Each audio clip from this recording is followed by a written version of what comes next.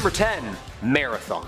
The Battle of Marathon took place in 490 BC during the first Persian invasion of Greece. It was fought between the citizens of Athens and Plateau together as one force to defend against the Persian army commanded by Datis and Artasphyrnus. The battle was the culmination of the first attempt by Persia under King Darius I to subjugate Greece. The Greek army, the underdog in this, inflicted an embarrassing defeat on the many more Persians, marking a turning point in the Greco-Persian Wars. Roughly 25,000 Persians against 10,000 Greeks. I'm on Team Greece, because they're clearly the underdog here, and the victors.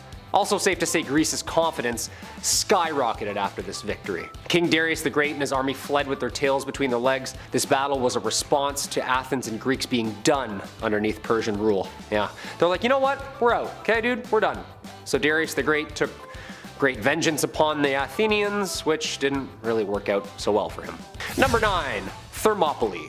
Cut to part 2 of the same series. The Battle of Thermopylae. This was fought 10 years later in 480 BC between the Persian Empire again, this time under Xerxes I, and now Sparta under Leonidas I. Yeah, they were still pissed and wanted some more hands, so they came back.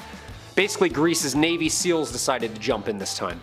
And the Greco-Persian Wars continued. Only lasted about 3 days, actually. Yeah, those Spartans, they're good. We're familiar with this tale as old as time. 300 Spartans held off like 300,000 Persians.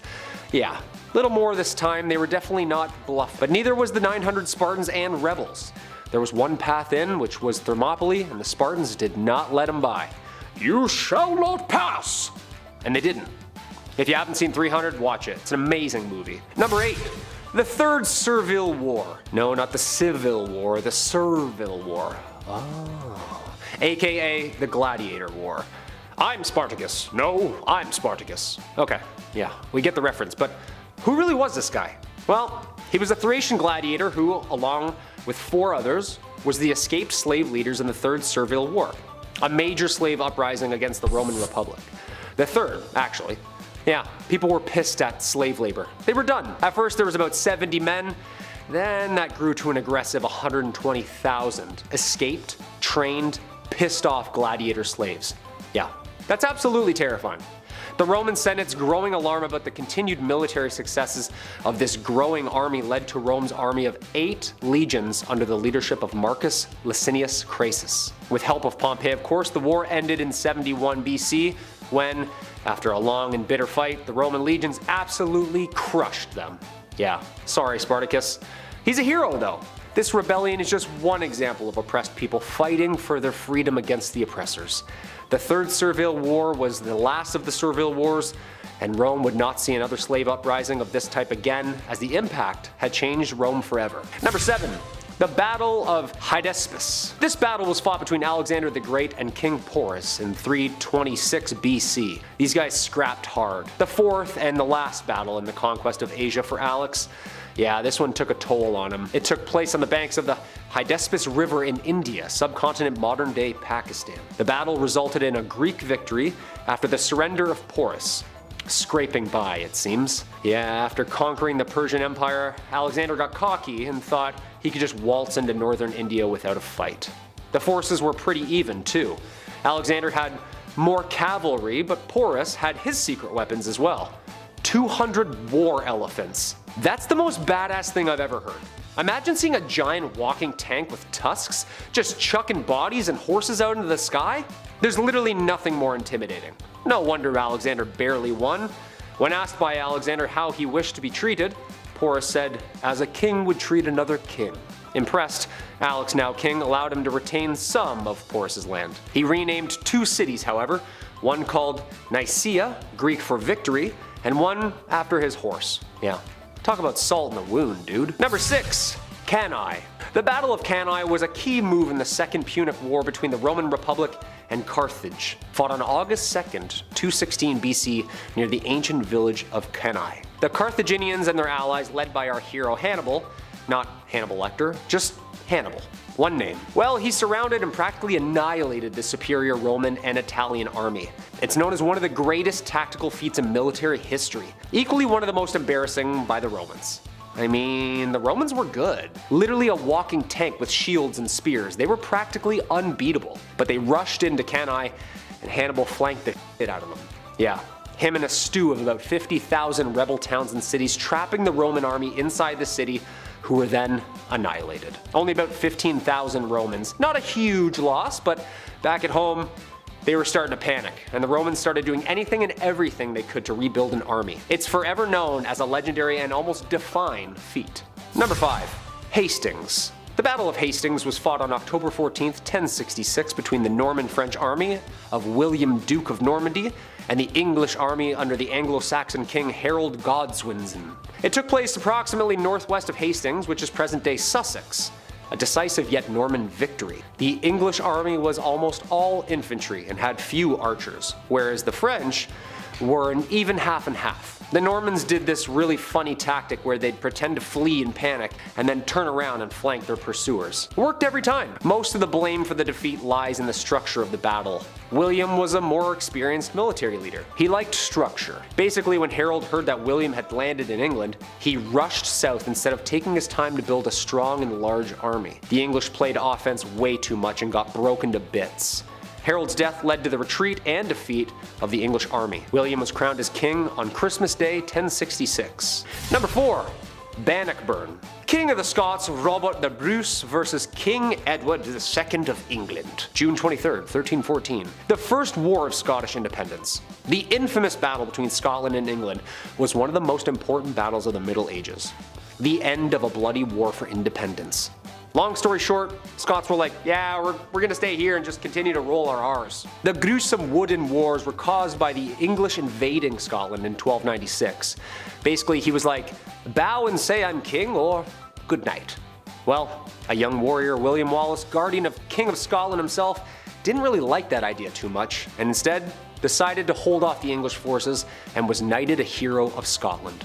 Although the bloody battle wasn't the end, it was definitely the most significant. Unfortunately, like every hero back then, he was also someone's villain. William was captured, hanged, drawn, and quartered. The battles between Scotland and England ended in 1328, 14 years later, with Robert the Bruce securing Scotland's independence and adding like 34 more dialects to the UK. Freedom! Number 3. Agincourt. The Battle of Agincourt was an English victory in the 100 Years' War. It took place October 25th, 1415 in northern France.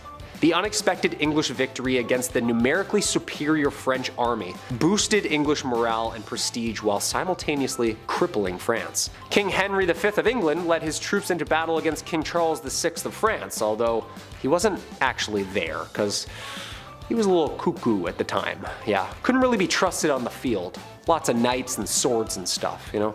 That's all I gotta say. This battle is notorious for archers. They won this war, hands down. The Battle of Agincourt is one of England's most celebrated victories to date. It's a history in itself, as it forms the backdrop to William Shakespeare's play, Henry V. Number 2. Orleans. And again, cut to part 2 of the same 100 Years' War thing. The Siege of Orleans, aka Battle of Orleans, was fought October 1428 to May 1429. Again, between France and England. Yeah, they hated each other.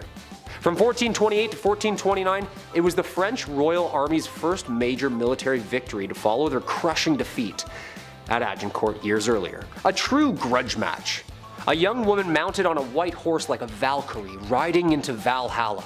17-year-old Joan of Arc, the medium knight hybrid, chosen by God to lead the French to victory. Why aren't there like 38 movies about her? Like really? Under the Treaty of Troyes of 1420, England's Henry V became regent of France. By his treaty, Henry married Catherine, the daughter of the current French king Charles VI, and would then succeed to the French throne, cancelling out the Dauphin of France, also Charles. Oh yeah, the old switcheroo, huh? That chessboard of crowns, I tell you, just everywhere. Months of battles under the divine Joan led France to victory. The Dauphin crowned as King Charles VII of France, the hero, here being Joan, of course, who was later tried as a witch and hanged. The whole hearing God in your head thing kind of freaked people out. And coming in the number 1 spot, Gettysburg. A little bit of a time gap, but it's one of the most prolific and bloody battles to ever happen on this planet. The American Civil War, North versus South. The Battle of Gettysburg, 1863, the town of Gettysburg, Pennsylvania. Union versus Confederate. Union Army led by General George Meade and Ulysses S. Grant defeated attacks by Confederate General Robert E. Lee's army, halting Lee's invasion to the north and retreat back down south. Yeah, just to throw some numbers at you here, about 650,000 Americans died due to this war. It's pretty disgusting, but necessary, as the North was reprimanding the South, ridding it, and standing up against its archaic and dehumanization ideologies. The two armies collided at Gettysburg 1863 as Lee and Meade took turns firing cannon after cannon at each other. Lee led his army on a torturous retreat back to Virginia after the loss, resulting between 45,000 and 60,000 soldiers from both armies perishing in just 3 days. The most costly in US history from battles. Safe to say Grant and Meade were the heroes, and Lee, well, definitely the villain. On November 19th, President Lincoln used the dedication ceremony for the Gettysburg National Cemetery to honor the fallen Union soldiers who gave their life fighting tirelessly for the freedoms of every American. Number 10, the Swiss Last Stand. Guys, this list taught me a lot of things, but one thing stands out above the rest. We are so freaking soft, like so damn soft. I have never, nor will I probably, who knows, ever face certain death willingly, like these people did. Lutheran mercenaries on May 6, 1527 were pillaging across northern Italy, and finally they made it to Rome. They made straight for Vatican Hill, and Pope Clement VII was on the hit list. While he was being smuggled out of Rome, 189 Swiss guards stood up against 20,000 bloodthirsty and angry troops. They formed a fighting square, and based on numbers alone, what should have been a quick victory turned into an all-day battle. The Swiss troops managed to beat back wave after wave of troops. When their swords dulled, they fought with daggers. When the daggers got lost, they fought with fists and teeth. It just went on and on. Sadly, they were taken down to the very last man, but their perseverance and courage still stand against the test of time. Number 9, the Battle of Hastings. Winding the clocks back to 1066 to the Battle of Hastings, this one went down in East Sussex, England, and it happened in the middle of October, so why not include this one in the list? This battle was fought between the Norman-French army of William, Duke of Normandy, and the English army under the command of King Harold Godwinson. This kicked off the Norman conquest of England. According to William the Conqueror, the previous king of England, Edward the Confessor, originally promised the crown to William. He promised him the crown, but right before he passed away, the guy was on his deathbed and he literally changed his mind. How rude. Instead, he passed the crown on to Harold Godwinson. So William, yeah, he was a tad upset at this point. So he and his forces defeated Godwinson, went right into London, and became England's first Norman king. Epic. Number 8, Vimy Ridge. I learned about this in school, and my history teacher was so excited to tell me about it, and I'm still excited about it today. This battle is the reason Canadian soldiers earned their notoriety during World War I. The Battle of Vimy Ridge remains a testament to expert organization and strategy. From April 9th to 12th in 1917, 4 divisions of the Canadian Corps captured Vimy Ridge from the Germans, making the largest territorial advance made by any Allied force in the war. The losses were significant, resulting in 10,000 men either killed or wounded, so it wasn't the easiest win. However, through their meticulous planning and secret operations, they were able to break the stalemate between the Allied and enemy forces. Soldiers, before they were sent over, actually trained on a replica of Vimy Ridge, so they were like well rehearsed when they showed up. They knew Vimy Ridge like the back of their hand. Meanwhile, at Vimy Ridge, 11 tunnels were constructed in secret to bring the first wave out safely in front of German lines. Each tunnel was also equipped with lighting, water supplies, and first aid. Behind front lines, the soldiers moved in well-rehearsed timed attacks based on where Allied and enemy trenches were marked. Vimy Ridge marked a change in military tactic and highlighted the heroic nature of Canadian soldiers. Yeah, Vimy Ridge is kind of like a big deal over here. It's kind of cool. It wasn't just Canadians, they were like British soldiers too. But, you know, take it where you can get it. Number 7, the Siege of Orleans. 1429. This battle marked the first major military victory for the French Royal Army following their defeat 30 years prior at the Battle of Agincourt. The Siege of Orleans is noted mostly for the involvement of Joan of Arc. This was during the late stages of the 100-Year War between England and France. For about 6 months, the English was winning, but 9 days after Joan of Arc's arrival, the siege collapsed. Joan of Arc was just 17 years old also during this battle. But even before this, when she was just 12 or 13, she started to hear voices apparently from God. She saw these visions as well, and during her trial, she testified that saints and angels told her to go to church, to live a good life, and to also establish Charles VII to the French throne and be the country's rightful king. Not a bad tip-off from the God Squad. Now, while she did command the army at a young age, Joan of Arc didn't actually participate in combat. She did outline strategies and inspire troops, and also she was famous for her temper. That's pretty epic. Number 6, the Winter War. The Winter War during World War II is not spoken of often, despite it being kind of incredible. Stalin was looking to expand his territory and had long wanted a reason to take over Finland, and so they invaded. Vastly outnumbered and outgunned, Finland should have fallen, but they didn't. One reason is that they were fighting on their turf, and 2, a man named Simo Häyhä. Marshal Carl Gustaf Mannerheim created a complex network of concrete bunkers, trenches, and fortifications that discouraged tank attacks by the Russians. The Finnish also used their skis to take out men through like lightning fast hit and run attacks, but Simo Häyhä made the Soviets shake in their boots. He was credited for over 500 kills within 100 days, despite being a humble farmer. He became known as the White Death and was one of the reasons that in just 3 months, Russia suffered 300,000 casualties while Finland sat at 65,000. Wow. Number 5, the Battle of Marathon. Every New Year's Eve, there's always a guy on Facebook who just becomes a runner all of a sudden. They have the squirt water belt, the whole thing, they train for a marathon. But what is a marathon? Was it a person? Is it just a name for 42 kilometers? Well, it was a battle back in 490 BC between ancient Greeks and Persian invaders sent by King Darius. The Persians arrived to Marathon, about 20,000 of them. They arrived to punish the Greeks for supporting the Ionians who revolted against the Persians. The Greeks were outnumbered greatly, but they attacked hard and fast, and they took out 6,000 Persians, and eventually they just fled entirely. The number of Greek fighters lost was only around 200, so far less casualties. The story of Philippides came to be at this time. He ran the first ever marathon. He ran all the way from Marathon to Athens to deliver messages. BBM wasn't a thing back then, so he just had to blow his kneecaps out 6 times a day. He was one of the Greek military men known as the day-long runners. He did 6 marathons back to back, basically. Meanwhile, my uncle on Facebook's like, #runnerlife. Okay, no, next, delete. Number 4, the Battle of Waterloo. Fun fact, in grade 10, my classmate and I reenacted the Napoleonic Wars with breakfast sandwiches that we made and brought to class. We got an A! Anyways, the Napoleonic Wars lasted between 1803 to 1815 and led to the deaths of over 5 million people. But after only 9 hours of bloodshed next to the Belgian town of Waterloo, the world changed forever. This moment in history marked the end of Napoleon's attempt at conquering Europe. On June 18th, 1815, Allied forces composed of British, Dutch, Belgian, and German thwarted Napoleon's attack. Thanks to them, Napoleon was left singing, "Waterloo, I was defeated and you won the war."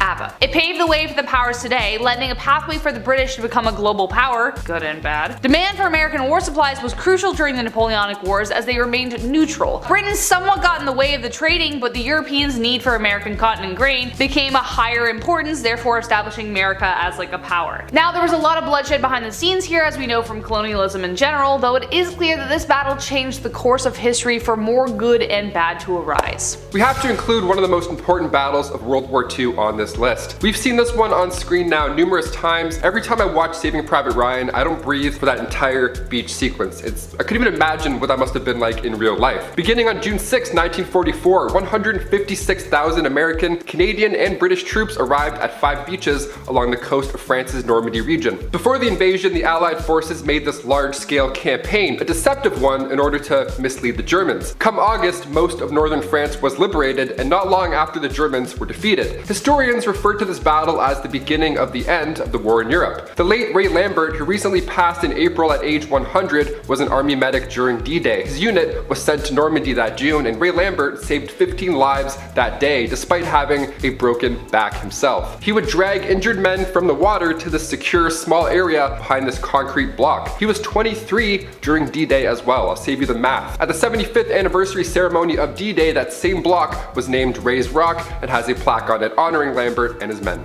Number 2, 300. Yeah, it was real. If you've seen the movie and the abundance of rippling pectorals, then you have heard of 300. But no, it wasn't just a movie, it happened, but the 300 was actually more like 4,000. But still, when you put it side by side to the massive hordes of enemies they faced, it might as well be 300. The Battle of 300 refers to the actual Battle of Thermopylae. King Leonidas was raised as roughly and brutally as depicted in the film, perhaps even harsher, so when horsemen from the east appeared in 481 BC as messengers from the god King Xerxes of Persia, he knew what he was to face. They demanded land and water, aka obedience to the empire, but instead of just Spartans, Athens and Sparta decided to form an alliance. It was suggested that they block the narrow passage, the Hot Gates, of the Thermopylae coast. The Spartans and Greeks faced over 150,000 Persian soldiers, and despite fierce fighting, they did lose. However, the battle remains one of the most famous in Greek history, not because they lost, but because of the testament of courage that stood against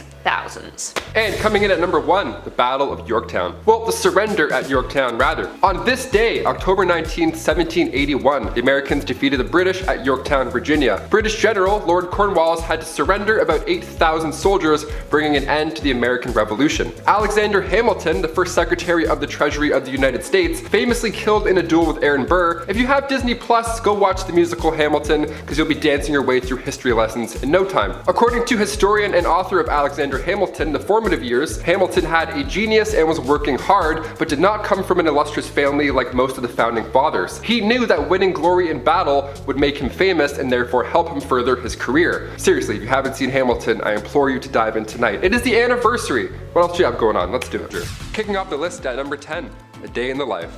So as soon as the sun came up, your life as a Civil War soldier began. You would train day in, day out, preparing for battle. It was important that each soldier knew their role to work together as a unit. Now, I would say that there's no time for fun and games, but they always made time to blow some steam off. In between drills, soldiers would do chores just like we do every day. They would cook meals, do laundry, clean gear, and make sure that everything is smooth. Passing the time was done by playing dominoes or poker. Reading was of course a popular way of passing the time as well, but it was a lot harder to get your hands on a book back then, especially when you're running around between marches and battles. So more often than not, soldiers would trade newspapers with their opponents. You would hear about the Christmas peace treaty, but this would happen as well. They would just trade papers. A soldier named Milton Barrett, stationed in the 18th Georgia Volunteers, wrote about this back in 1863. They said, "Our regiment had just come off picket. We stood close together and could talk to each other. Then when the officers were not present, we exchanged papers and bartered tobacco for coffee." They would do it when the officers weren't looking. That's the most intriguing part. They would manage this by using a small boat. Tricky, always a way. The first aerial photograph was back in 1860. James Wallace Black took this photo not by using drones or any bowling alley crazy technology we have today, but rather just a hot air balloon. This lovely landscape is the town of Boston, and you're looking at it from 2,000 feet. This was a long time before selfie sticks. Even longer before that, hot air balloons were being used in warfare. The first account of a hot air balloon being used was The first account of a hot air balloon being used in war was 1794, when the French Committee of Public Safety created the Corps d'Astrociers, which is a hot air balloon squad. They were used in the Battle of Charleroi and Fleurus, and then 70 years later they were used in the American Civil War. They were pretty large as well. They could fit around 5 guys, where smaller balloons like the Eagle and Excelsior only carried 1 soldier. Those were for stealth flights. That'd be pretty brave. Imagine seeing a hot air balloon coming over the horizon and it has soldiers shooting at you. That's incredible. I didn't hear about any of this growing up. They could reach up to 1,000 feet, so they definitely had a vantage point like no other, and they would communicate with soldiers on the ground using flag signals or, of course, telegraphs. The most successful balloon program in the Union was under the command of Thaddeus Lowe. He and Lincoln were allies, and Lowe actually sent a telegraph to Lincoln once describing the view of Washington from above.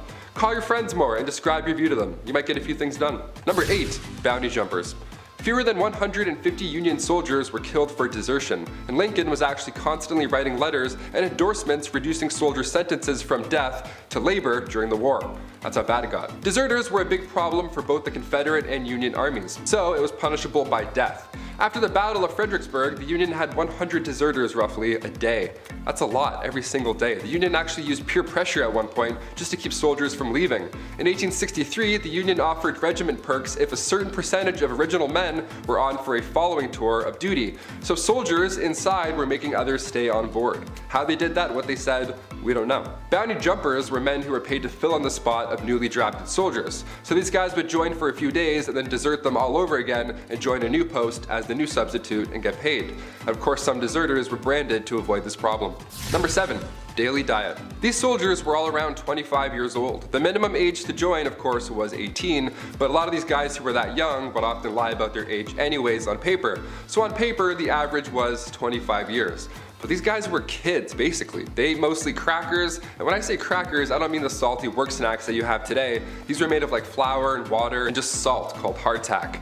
They would eat berries, nuts, and fruits, anything they could find is all they had. Most of these soldiers were close to starving to death. Number 6. Soldiers protest. 1/3 of the Union soldiers were immigrants, 1 in 10 were African American, and those soldiers actually refused their salaries for 18 months to protest being paid lower wages than white soldiers. When black soldiers were signing up in the Union Army in 1863, they were only getting $10 a month, while white soldiers were getting around $13 a month. Officers were getting $700 a month too. It was just insane. To make things even worse, black soldiers were then hit with a $3 monthly cleaning fee, bringing that down to $7 a month now. So a protest was in order and it was held for 18 months, and then come September 1864, black soldiers received equal pay that was retroactive to their enlistment date. So they finally were able to send money back to their families after that long. Number 5. Passing time. You would assume the Civil War and being part of it and everything I've talked about would give you enough anxiety, but gambling was also a common pastime in between battles. And when I say gambling, I don't mean, okay, it's nighttime, let's throw a few bucks down and play dominoes. No, they would gamble on everything. Horse races, chess, euchre, poker, checkers, cards were popular until the end of the Civil War, when of course they were harder to come by, being so flimsy and all. And when dominoes and cards were out of the picture, soldiers would really go old school and play leapfrog. Yeah, games like that were literally all they had. They would wrestle each other for fun, they would have foot races and bet on them. Bowling would be played using cannonballs to knock down wooden pins. And baseball was also played, but it was a little different back then to how we remember it now. The ball was a lot softer and there were sometimes only 2 bases. The only way you were out also was if you were hit by the ball, hence the softness that I mentioned. Number 4. Coldest winters. With the winter winds rolling in occasionally, soldiers could no longer play baseball outside and peg each other with baseballs, but what you could do was hit each other with snowballs. A little fun, also a little scary. They called it a snow battle. Yeah, snow battle too. Battle, way more intense. Soldiers would leave with bruises, black eyes, and sometimes even broken bones. Yeah, these guys were blowing off lots of steam and they would plan attacks and take it obviously seriously, as they did with their daily civil duties. Even officers got in on this action. When pieces of ice were no longer available to large units to throw at one's head, other winter games would include skating and sledding. Number 3. Food march. In April 1863, a group of mostly women led a march to get the governor's attention. The governor at the time, John Letcher, was joined by President Jefferson Davis. It did not end well. The food situation in the South was not great because food prices changed depending on the status of the war. Outcomes of the battle directly affected prices because they were linked to the CSA's currency. That plus the fact that invading troops from the north would often burn crops when they came through, it was getting worse over time. Come April 1863, this march of women broke windows. They flipped carts until eventually they drew out Governor John Letcher and President Jefferson Davis. John Letcher literally started to throw cash at the protesters. Now they still didn't stop, obviously, that didn't solve problems. It was so bad that the militia almost had to open fire. Number 2. The alligator. I mentioned soldiers and hot air balloons, so I must mention the United States Navy's first submarine. How fun. This 47-foot long submarine that was paddle powered, yep, you heard me, paddle powered, so you'd be inside and you would do this. We can't call it the USS Alligator because it technically didn't see any active days of combat. In fact, the Alligator, that's what I'll call it, had to be cut loose on its first mission. It was being towed behind the USS Sumter on April 2nd, 1863, right off North Carolina when bad weather hit. The Alligator went down and we haven't found it since. It's still out there. The alligator is still lurking out there. Only a few months after this new weapon went down, the Confederate States of America launched their own sub, the H.L. Huntley, and it sank the USS Housatonic near the coast of Charleston, officially marking the first time a submarine sank an enemy ship. It also immediately sank afterwards, taking the lives of 8 crewmen, so even in victory, you're not safe. They made history but only enjoyed it for minutes. This is all tragic. Number 1. the wage gap. Hundreds of women joined the Civil War, and they did so by looking like men. Yeah, they would pull a she's the man and get to work. But the thing is, like I mentioned before, with the CSA's currency being affected by the status of the war, soldiers were getting $13 a month roughly. That's double what a woman could make anywhere on the planet, so they really had no choice but to join. This was long before women's suffrage, so if they thought you were a man, you could use that $13 how you wanted. So it comes to no surprise that women would keep this disguise even after the war ended. In 1909, the US Army officially denied that any woman was ever enlisted in the military service of the United States as a member of any organization of the regular or volunteer army at any time during the period of the Civil War. During the Civil War, though, that was the first time in American history when women all came together in a war effort. Thousands of women from the North and South volunteered as nurses.